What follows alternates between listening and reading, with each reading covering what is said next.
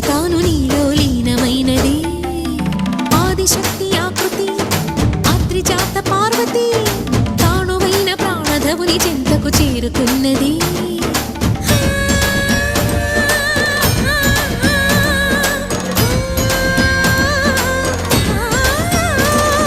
భవుని భువికి తరలించేలా ధరణి దివిని తలపించేలా రసతరంగిణి లీలా ఎదిని నృత్యరతుని చేయగలిగే వేళ